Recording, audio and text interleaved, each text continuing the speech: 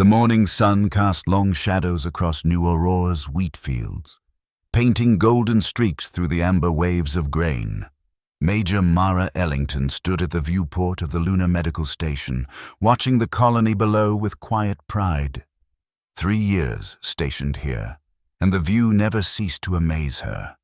The settlement's concentric rings of habitation domes, farming sectors, and the central community plaza formed a perfect geometric pattern against the planet's rusty surface.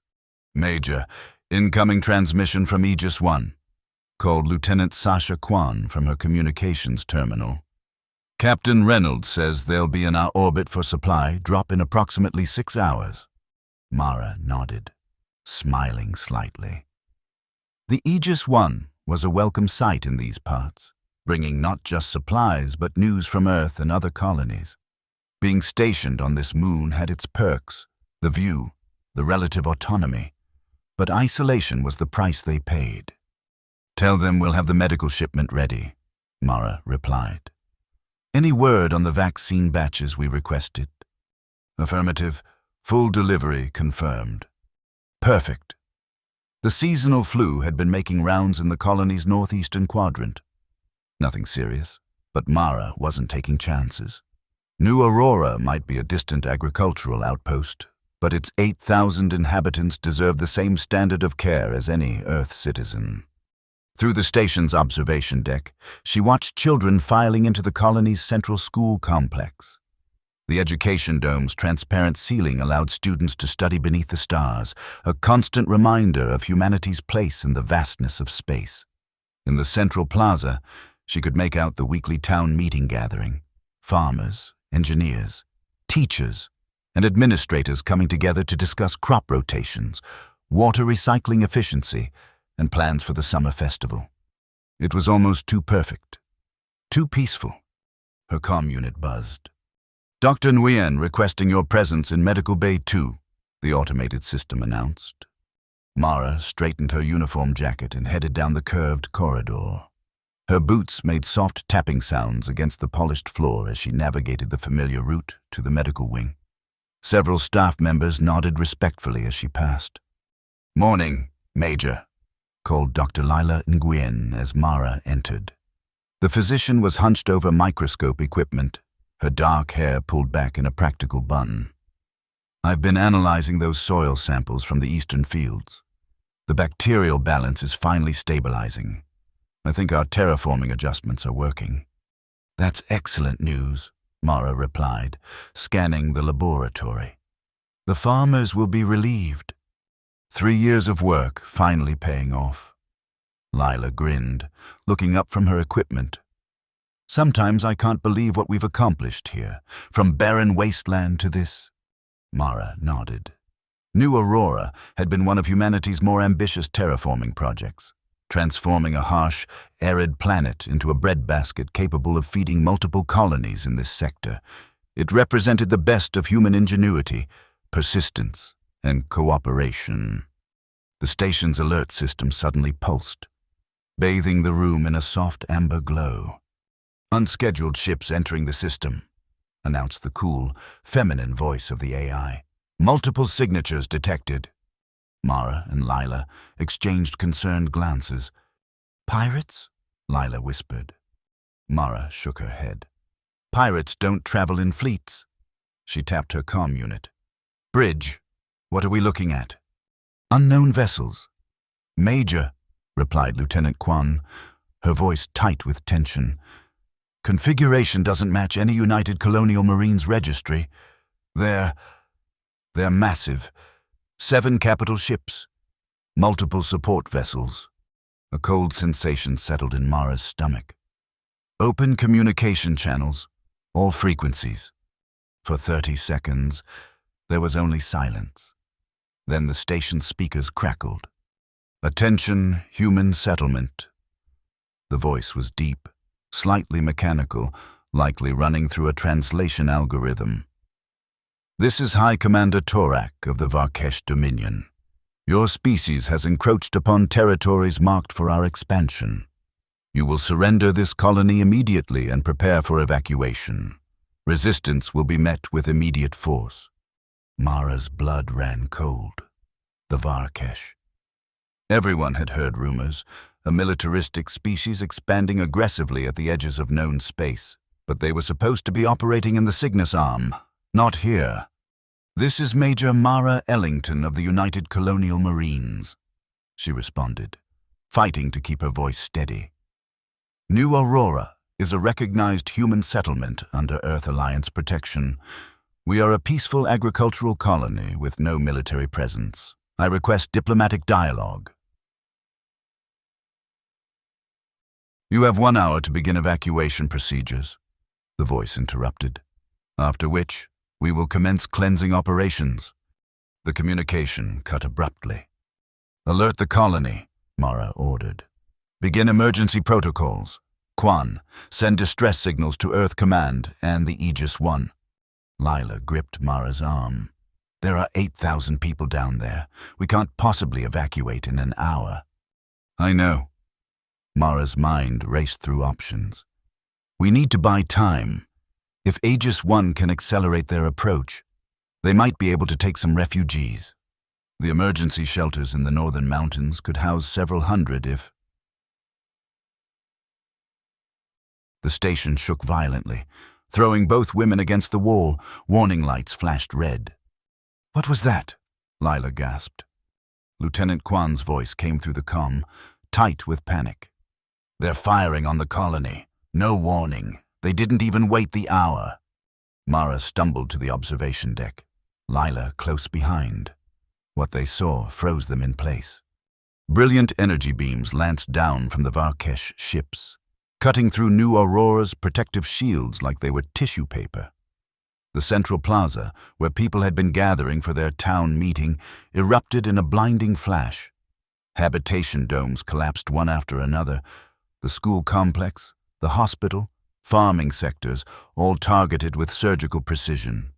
"No," Mara whispered, pressing her hands against the viewport. "No!" In less than 2 minutes, the heart of New Aurora was transformed into smoking craters.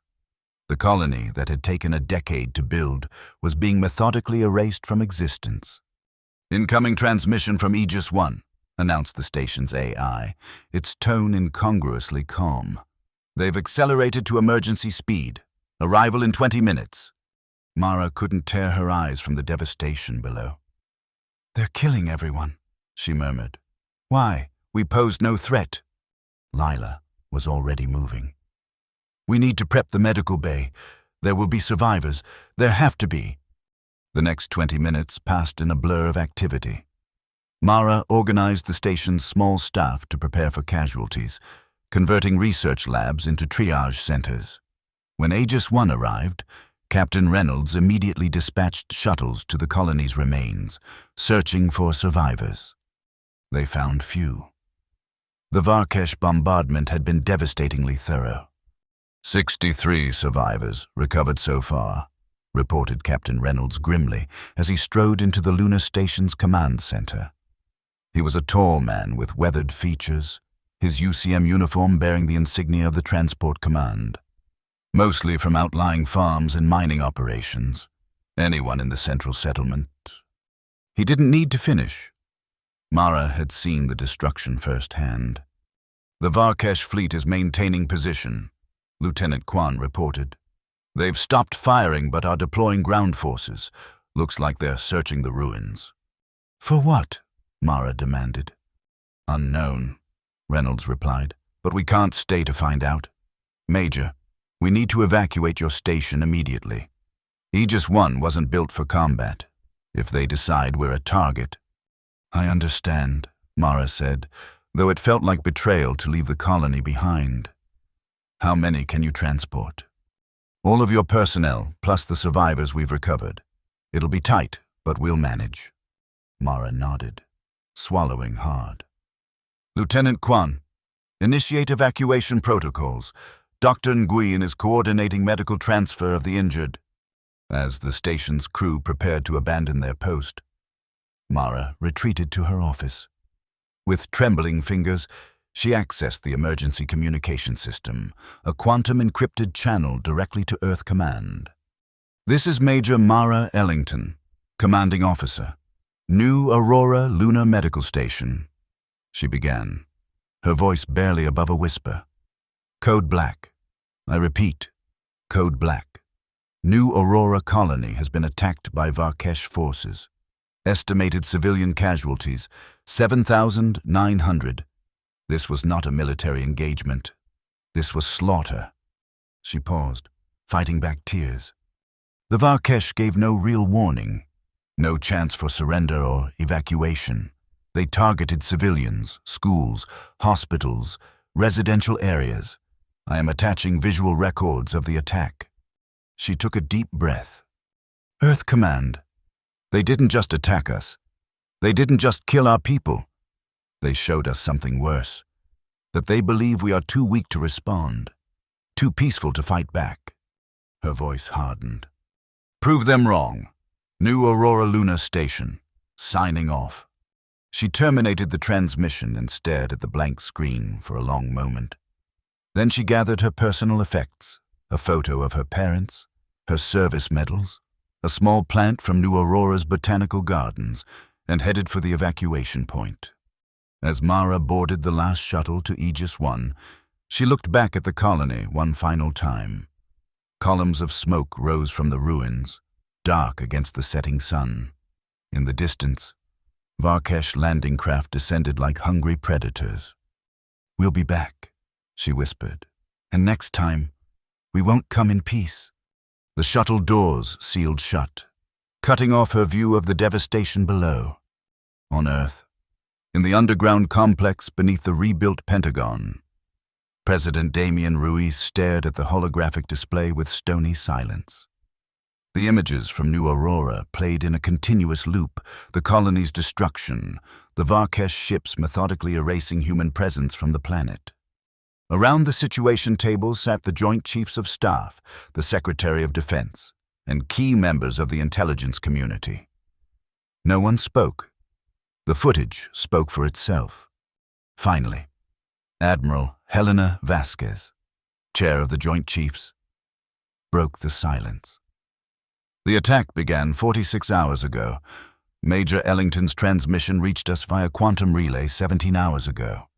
Aegis 1 is currently en route to Proxima Station with the survivors. 8,000 civilians, President Ruiz said quietly. Farmers, teachers, children.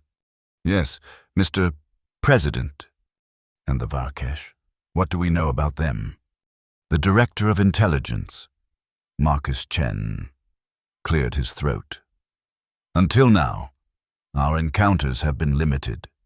They appeared on our long-range scans about 15 years ago, expanding from the Cygnus sector. We've had reports of aggressive territorial claims, but nothing like this. This is the first direct attack on a human settlement. Why New Aurora? The President asked. Strategic location, possibly, Admiral Vasquez suggested. It sits at a junction of 3 major hyperspace lanes, or resources. New Aurora's agricultural output was significant. Or they're testing us, said a new voice. All heads turned toward the far end of the table, where a man in a plain black uniform sat. Colonel Jackson Reed hadn't spoken until now, but when he did, the room fell completely silent. Explain, the President prompted. Reed leaned forward. His face was angular, with deep-set eyes that seemed to evaluate everything with cold precision. New Aurora was isolated. Minimal defenses, no military presence. They hit us where we were weakest to gauge our response. And what response do you suggest, Colonel? Asked the Secretary of Defense. A thin smile crossed Reed's face. Operation Dragon Awakening. The tension in the room suddenly thickened. Several of the Joint Chiefs exchanged uneasy glances. That's a bit extreme, isn't it? Said General Williams of the Army. We should consider diplomatic channels first. The Galactic Council will debate for months while the Varkesh secure their position. Reed interrupted. They've already attacked a second colony. Vega Outpost. Smaller settlement. Only 300 people, all dead. This revelation sent a ripple of shock through the room. Why wasn't I informed? demanded the President. The report came in 30 minutes ago, Admiral Vasquez explained. We were still verifying. President Ruiz closed his eyes briefly, absorbing this new information. When he opened them, his expression had hardened. Dragon awakening, he said quietly. Remind me. Admiral Vasquez nodded to Colonel Reed, deferring to him. A contingency plan developed after the Centauri incident, Reed explained. Earth maintains the public stance of a peaceful, primarily commercial spacefaring civilization. But secretly, we've been building a shadow fleet, ships with stealth technology and advanced weapons systems beyond anything we've publicly acknowledged. Hidden lunar bases, prototype defensive systems. The sleeping dragon, murmured the President. Yes, sir. Designed for exactly this scenario. An overwhelming first strike against an aggressor who believes us defenseless. President Ruiz studied the holographic images of New Aurora's destruction once more. And you command this Shadow Fleet, Colonel? The Wraith Squadron. Yes, sir. 12 stealth destroyers, support vessels, and 2 carrier ships, all crewed by specially selected personnel. We've been conducting training exercises in the Oort cloud for the past 3 years. Hidden in plain sight, the President mused. How soon can you deploy? We're already mobilizing, sir. On your command, we can launch within 6 hours. The Secretary of Defense leaned forward. Mr. President, I must advise caution. Once we reveal these capabilities, there's no going back. The diplomatic repercussions will be dealt with. The President cut in. His voice was quiet, but carried absolute authority. 8,000 civilians are dead. Another 300 at Vega Outpost. The Varkesh have made their intentions clear. He turned to Colonel Reed. You have my authorization. Operation Dragon Awakening is now active. Your primary objective is to neutralize the Varkesh threat and secure New Aurora. Secondary objective, send a message. No one attacks Earth colonies with impunity. Reed stood, his posture military straight. Understood, Mr. President. And Colonel, the President added, find Major Ellington. I want her involved. She deserves to see this through. As Reed left the Situation Room, Admiral Vasquez moved closer to the President. Are you certain about this? Sir, the Wraith Squadron represents technology we've officially denied developing. The treaties with the Galactic Council were just violated by the Varkesh in the most brutal way possible. The President finished. Sometimes, Helena, peace must be defended with force, and those who believe us weak must learn otherwise. He turned back to the holographic display, watching the destruction of New Aurora one more time. The dragon awakens, he said softly. Aboard the Aegis I. 2 days into their journey to Proxima Station, Mara Ellington sat alone in the ship's observation lounge. The vast emptiness of space stretched before her, stars glittering like distant, uncaring eyes. In her hand, she clutched a small vial of soil, New Aurora soil, the last physical remnant of the colony she'd called home. The door hissed open behind her. She didn't turn. Major Ellington? It was Captain Reynolds. There's someone here to see you.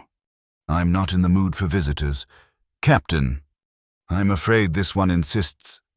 There was something in Reynolds' voice, respect mingled with apprehension. Curiosity finally made her turn. Standing beside Reynolds was a tall man in a black uniform she didn't recognize. No insignia except a small silver pin on his collar, a stylized dragon. Colonel Jackson Reed, the man introduced himself. United Colonial Marines, Special Operations Division. Reynolds nodded awkwardly and retreated, leaving them alone. What can I do for you, Colonel? Mara asked, too emotionally exhausted for proper military protocol. It's what I can do for you. Major. Reed took a seat across from her. I've read your report on the New Aurora attack. Seen the footage. I'm here to offer you something you need right now. And what might that be? His eyes met hers, cold and certain. Retribution. The word hung in the air between them. Dangerous and tempting. "I'm listening," Mara said cautiously. "I command the Wraith Squadron, a classified UCM force built for rapid response against existential threats. We're deploying to New Aurora to neutralize the Varkesh presence. I want you on my command staff." Mara stared at him. "I'm a medical officer, not a combat specialist. You know New Aurora better than anyone. More importantly, you witnessed the attack firsthand. You understand what we're fighting for and against." He leaned forward. "Besides, I've reviewed your service record. 4 years with UCM Tactical Response before medical school. Combat experience during the Mars insurgency. You're more than qualified." She looked away, back to the stars. "And if I say no?" "Then you continued to Proxima Station with the other survivors. But I don't think you will." He nodded toward the vial of soil in her hand. "That's not a keepsake, it's a reminder of what was taken from you, from all of us." Mara closed her fingers around the vial. He was right. Damn him. Every time she closed her eyes, she saw New Aurora burning, heard the screams over the colony's emergency channel before it went silent. "When do we leave?" she asked quietly. "Now, my shuttle is docked in Bay 3. She nodded, pocketing the vial of soil. "I need to speak with Dr. Nguyen first. She's coordinating care for the survivors." "Of course." 15 minutes later, after a brief but emotional conversation with Lila, Mara boarded Reed's shuttle. It was unlike any UCM craft she'd seen before. Sleek, with an unusually dark hull material that seemed to absorb light rather than reflect it. "Stealth technology," Reed explained, noting her interest. "The shuttle's exterior is coated with photon-absorbing nanomaterials, practically invisible to standard sensors. The interior was equally impressive. Advanced navigation systems and what appeared to be military-grade weapons controls. "I didn't know we had this level of technology," Mara commented as they detached from Aegis 1. Reed gave her a measured look. "Most people don't. That's the point." The shuttle accelerated smoothly, and within moments, they approached what appeared to be empty space. Then, as if materializing from nowhere, a massive warship appeared before them. Its hull bore the same light-absorbing quality as the shuttle, but on a much grander scale. No external running lights, no visible markings, just a massive, dark predator waiting in the void. "The UCM Nemesis," Reed announced with unmistakable pride, "Wraith-class destroyer and my flagship." Mara stared in disbelief. "How long has this existed?" "The Wraith program began 12 years ago, after the Centauri incident. Earth's leadership realized we needed a deterrent force, one that could strike hard and fast if conventional diplomacy failed." The shuttle glided into a hangar bay that closed seamlessly behind them. As they disembarked, Mara noticed the crew, all in the same black uniforms, moving with disciplined efficiency. They saluted Reed as he passed, but regarded her with curious glances. "The crew knows who you are," Reed explained as they entered a lift. "The survivor of New Aurora. Your presence reminds them what we're fighting for." The lift descended swiftly, opening onto the bridge, a spacious command center filled with holographic displays and control stations. Officers worked quietly at their posts, their focus absolute. "Status report," Reed called as he stepped onto the command platform. A young woman with sharp features and close-cropped hair approached. "All systems optimal. Colonel, the fleet is assembled and awaiting your command." "Excellent. Lieutenant Commander Reyes, set course for New Aurora. Maximum stealth configuration." He gestured to Mara. "This is Major Ellington. She'll be joining our command staff for this operation." Reyes nodded respectfully. "Welcome aboard, Major. We're honored to have you." Reed directed Mara to a holographic display showing the Wraith Squadron in formation. 11 other ships, varying in size but all bearing the same predatory stealth design, moved in perfect synchronization with the Nemesis. "I've never seen ships like these," Mara murmured. "No one has," Reed replied. "Outside this fleet, fewer than 50 people know of their existence." He turned to face her fully. "What you're seeing, Major, is humanity's hidden teeth. The dragon that's been sleeping while we played the part of peaceful explorers and colonists." "And now the dragon wakes," Mara said softly. Reed's eyes gleamed with cold determination.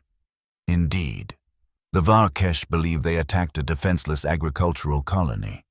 They're about to discover just how wrong they were." As the Wraith squadron accelerated toward New Aurora, Mara felt something dark and satisfying unfurl within her chest.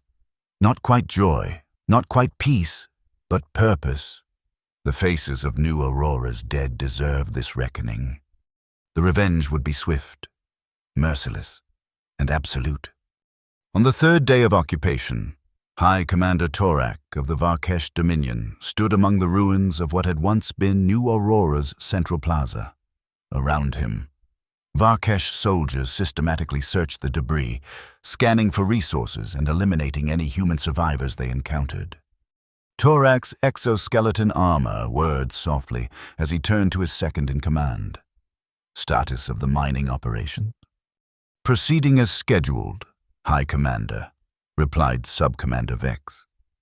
"The human infrastructure was primitive, but serviceable. We've repurposed their equipment for extracting the tritium deposits." "And the resistance?" "Minimal. We've eliminated 3 small groups of survivors in the northern mountains. Their weapons were ineffective against our armor." Torak nodded, his elongated head tilting toward the horizon where the human colony had attempted to terraform the arid landscape. "This planet was to be part of our expansion sphere. The humans were trespassing, as they have been in 3 other systems. The Earth authorities have issued formal protests through the Galactic Council," Vex reported. "They demand immediate withdrawal and reparations." A harsh, clicking sound emerged from Torak's breathing apparatus, the Varkesh equivalent of laughter. "Protests and demands. As expected. The humans cultivate an image of peaceful colonists, but they have no teeth, no real military might. They will bluster and threaten, then accept the new reality. And if they don't?" Torak's compound eyes shifted, focusing on his subordinate. "Then we demonstrate our resolve again, perhaps at one of their larger colonies next time." He gestured to the ruins around them.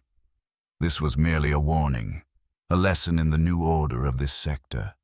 In orbit above the planet, the Varkesh battle fleet maintained position.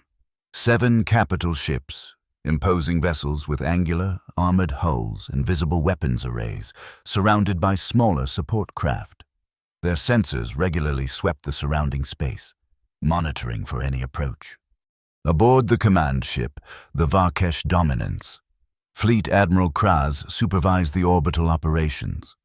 Unlike ground forces with their exoskeletons, ship-based Varkesh wore lighter armor that revealed more of their insectoid features.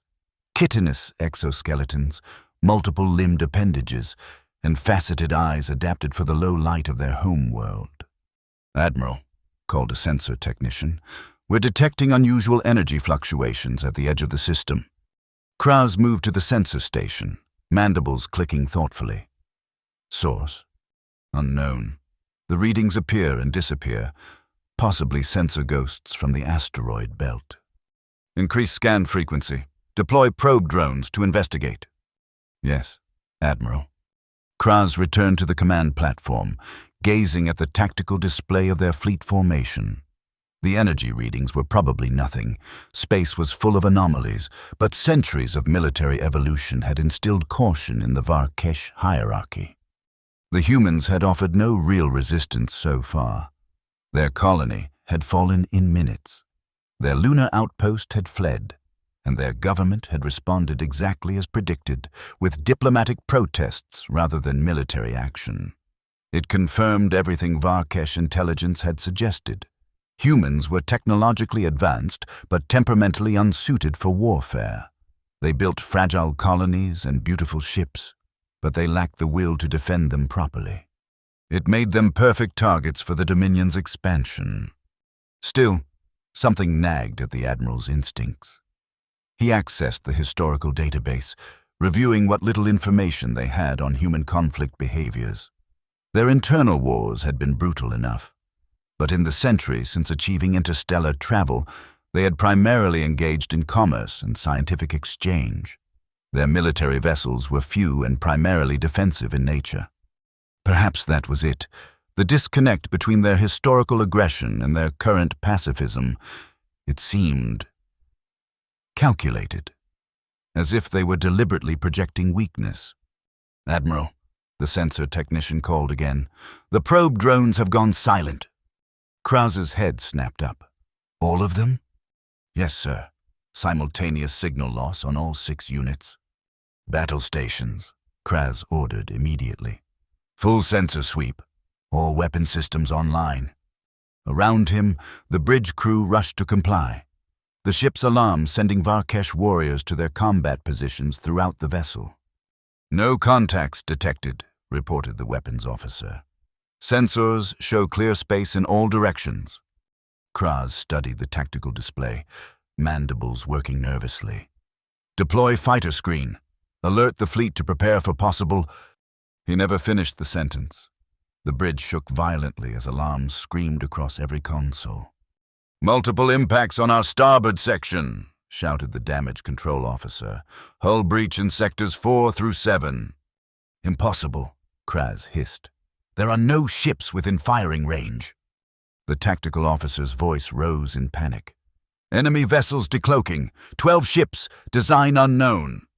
On the main view screen, the empty space around the Varkesh fleet suddenly rippled, as if reality itself were tearing. Dark shapes emerged, predatory vessels with sleek lines and weapons already firing. They had materialized in a perfect attack formation, surrounding the Varkesh ships. "Return fire," Krause commanded. "All vessels converge on nearest targets." But the Varkesh fleet, caught completely by surprise, struggled to respond coherently. The unknown vessels moved with incredible speed, their weapons striking with surgical precision at critical systems. 3 Varkesh support ships erupted in flames before they could even power their weapon systems. On the command ship's bridge, chaos reigned as systems failed and reports of catastrophic damage flooded in from all decks. "Admiral," gasped the communications officer, "we're receiving a transmission from the lead enemy vessel." "Put it through," Krause ordered, clinging to his command platform as another impact rocked the ship. A human face appeared on the view screen. Male, with cold eyes and an expression of grim satisfaction. "This is Colonel Jackson Reed of the United Colonial Marines Wraith Squadron," the human said, his voice leveled despite the battle raging around them. "You bombed our colonies. Congratulations. You just awakened the dragon." The transmission cut off as another explosion tore through the Varkesh command ship. In the new Aurora colony ruins, High Commander Torak felt the ground tremble beneath his feet. Looking up, he saw flashes of light in the sky, explosions in orbit where his fleet should have been secure. "What is happening?" he demanded, activating his comm unit. No response came from the fleet.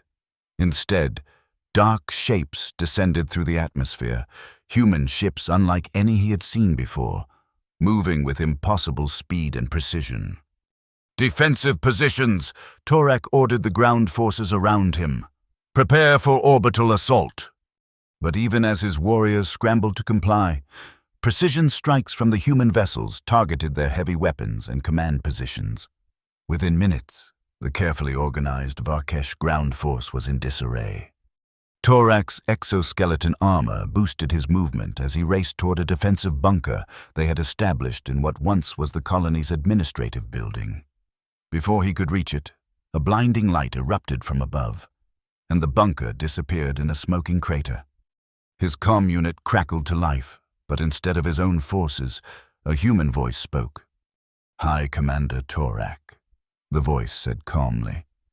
"This is Major Mara Ellington. I was stationed on the lunar outpost you forced to evacuate. I watched you murder 8,000 civilians without provocation or warning." Torak raised his weapon instinctively, though there was no visible target. "The Varkesh Dominion claimed this world," he replied. "The humans were trespassing on territory marked for our expansion." "Marked by whom?" the voice asked. "This colony was established under Galactic Council protocols. You had no claim here. The Council is irrelevant to the Dominion's needs." Torak growled. "Your species lacks the strength to enforce its claims. You build colonies but cannot protect them." A bitter laugh came through the comm. "Look to orbit, Commander. Your fleet is being systematically destroyed by forces you didn't know existed. You mistook patience for weakness, diplomacy for fear." Around him, Torak saw his forces falling to precision strikes from the human vessels.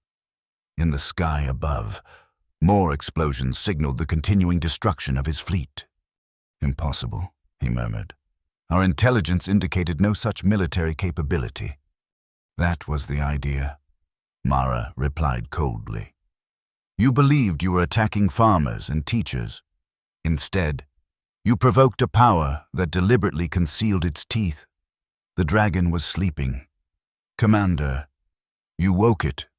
A dark shape descended from the clouds, a sleek shuttlecraft that landed 30 meters from Torak's position. Its doors opened, and a human female emerged, flanked by soldiers in black armor. Her uniform bore medical insignia, but her eyes held no healing intent. Torak recognized her from intelligence briefings, the commander of the lunar station. She walked forward, stopping a safe distance from him. "Surrender your forces," she said, her voice matching the one from the comm unit. "This is your only opportunity." Torak's warrior instincts rebelled at the thought of surrender. His armored hand tightened on his weapon. "The Varkesh do not surrender." "Look around you," she said quietly. "Your fleet is destroyed. Your ground forces are surrounded. And this," she gestured to the colony ruins, "this is what you did to us, to civilians, to children. What do you imagine we're prepared to do to you?" For the first time in his long military career, Torak felt something unfamiliar. Doubt. The humans had concealed their true military capability, allowing the Varkesh to believe them weak. It had been a masterful deception, one that had led him and his forces into a trap of their own making. Slowly, deliberately, he lowered his weapon. "The Dominion will not forget this," he warned. "Good," Mara replied, her eyes hard. "Neither will we." 6 months later, Mara Ellington stood on a newly constructed observation platform overlooking the rebuilt central plaza of New Aurora. The colony was rising again, new habitation domes, schools, medical facilities. In the distance, massive orbital defense platforms hung in the sky, visible even in daylight, a constant reminder that New Aurora would never again be defenseless. "It's coming along well," said a familiar voice behind her. Mara turned to see Colonel Reed approaching, his black uniform exchanged for standard UCM dress blues. The Wraith Squadron had emerged from the shadows after the New Aurora incident, their existence now publicly acknowledged as part of Earth's defense strategy. "The first wave of colonists returns next week," Mara replied. "Mostly survivors and their families, but some new faces too." Reed nodded, looking out over the reconstruction. "The Varkesh have withdrawn from the disputed territories. The peace treaty was ratified yesterday." "Will it hold?" "I believe so. They respect strength, and we demonstrated ours conclusively." He gave her a sidelong glance. "Your recommendation for leniency toward their civilian worlds was instrumental in the final agreement." Mara's hands tightened on the railing. In the aftermath of the New Aurora counterattack, there had been voices calling for retribution against Varkesh civilian targets. She had argued passionately against it, despite her own desire for revenge. "We needed to show them we're different," she said quietly. that we can be both strong and merciful. One without the other means nothing. Reed smiled slightly. The dragon with a conscience. Something like that. They stood in companionable silence, watching the construction crews below. The plaza was being rebuilt with a memorial at its center, a simple obelisk bearing the names of those lost in the attack. "What will you do now?" Reed asked eventually. "Your temporary assignment to my staff ended with the treaty signing." Mara looked up at the orbital defense platforms, imposing structures that represented Earth's new, more visible military presence. "I've accepted command of the medical division for the orbital platforms," she answered. "Earth Command thinks having a familiar face from the original colony will help the returning settlers feel secure." "And you? How do you feel about staying?" She considered the question carefully. 6 months ago, she had been consumed with rage, a burning need to make the Varkesh pay for what they'd done. But that fire had cooled, tempered by the realization that true strength lay not just in the ability to strike, but in the wisdom to know when not to. "I need to be here," she said finally, "to help rebuild what was lost, to remember why we fought." Reed nodded in understanding. "The President has asked me to establish a permanent Wraith Squadron presence in this sector. Visible deterrence, he calls it. No more sleeping dragon? The dragon's awake now. No point pretending otherwise." He gestured to the colony below. "But being awake doesn't mean being aggressive. It means being vigilant. Ready." In the distance, a transport shuttle descended toward the landing field, bringing more construction materials and personnel. Life returning to a world that had nearly been erased. "Dr. Nguyen is arriving next week," Mara mentioned. "She's heading the new terraforming science division." "Good. New Aurora needs its best minds." Reed straightened his uniform. "I should return to the Nemesis. We're conducting joint exercises with the Galactic Council Peacekeeping Fleet. A show of cooperation to balance our show of force." Mara smiled at the irony. "Diplomacy and strength together." "Exactly." He offered his hand, which she shook firmly. "Take care of your people. Major, we'll be watching over you." As Reed departed, Mara turned back to the view. The sun was setting, casting long shadows across the rebuilt structures of New Aurora. In her pocket, she carried the vial of soil she had taken during the evacuation, a reminder of what had been lost and what had been learned. The colony would rise again, stronger and wiser, and humanity had revealed its true nature to the galaxy, not just the peaceful explorers and colonists they had appeared to be, but a species capable of terrible wrath when provoked. The dragon had awakened, and the galaxy would never again mistake their patience for weakness. Mara watched as lights began to illuminate the colony below, pushing back the gathering darkness. In that moment, she made a silent promise to the 8,000 souls who had perished here. Their deaths had changed humanity's place in the cosmos. Their sacrifice had awakened not just strength, but understanding. As night fell completely, the stars emerged above, countless worlds where human colonies might one day flourish. And among them, the watchful eyes of other species who now understood that humanity came with both an open hand and a closed fist. "The dragon is awake," Mara whispered to the night sky, "and it will not sleep again."